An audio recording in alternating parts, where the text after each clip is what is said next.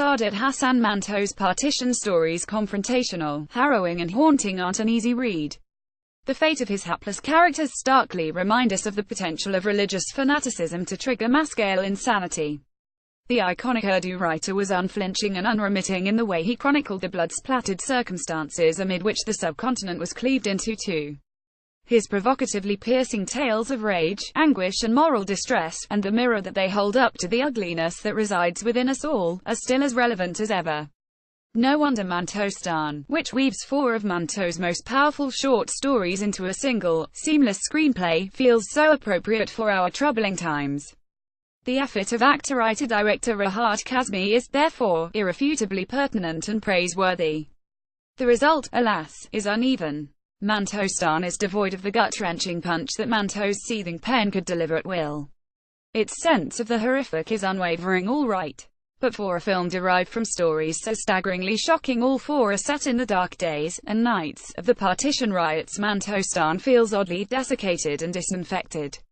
It simply doesn't send us reeling to the wall. In Manto's world, hope flickers ever so fleetingly.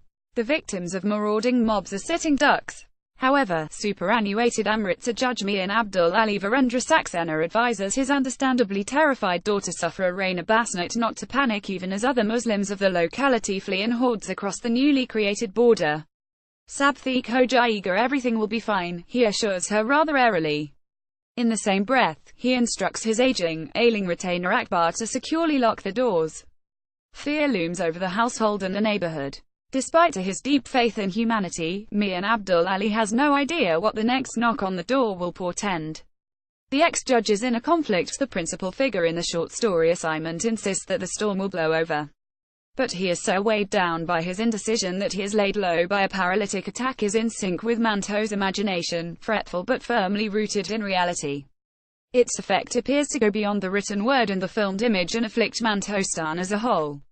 Swaying between discomposure and detachment, the film fails to replicate Manto's sledgehammer blows.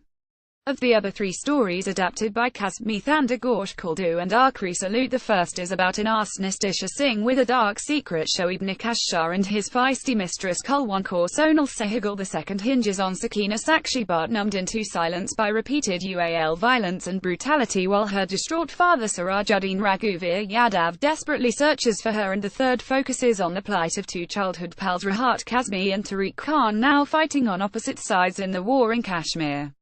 None of these individuals can fathom the sheer irrationality of the destructive acts that they confront or perpetrate.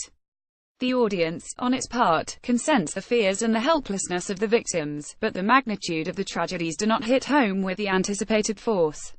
The final macabre revelation in Thandagosh, the involuntary act of poignant resignation by a girl who is viciously violated by her tormentors and rescuers alike in Kuldo, pan out rather mechanically. Director Kazmi plays Jawaharlal Nehru's tryst with destiny speech up front, and not without logic. The underlying hope that the advent of independence would be an opportunity for the people of the subcontinent to redeem our pledge serves as a complete contrast to the conflagration that Punjab is plunged into and the vortex of senseless violence that millions of innocent people are sucked into. The women, needless to say, are the worst hit. Kulwankor of Thandagosh, Sakina of Kuldu and Sufra of Assignment, a 17-year-old woman who cannot for the life of her figure out why friends have turned foes overnight. Mantostaan is a small, intimate portrait of bloodthirsty men and their quarries aimed at exposing the sheer absurdity of sectarian intolerance. The statement it makes is by no means insubstantial. In an honest and heartfelt manner, the film spotlights the fault lines that history has bequeathed the subcontinent. The repercussions continue to haunt us as venomous elements lurking in the shadows grow bolder by the day, gnaw into the vitals of the nation. That is the reason why no film about Manto are based on his stories, no matter how short it might fall of doing justice to the coiled-up power of his tales or how ineffectual it might be in snuffing out deeply entrenched prejudices, can be dismissed as a wasted opportunity.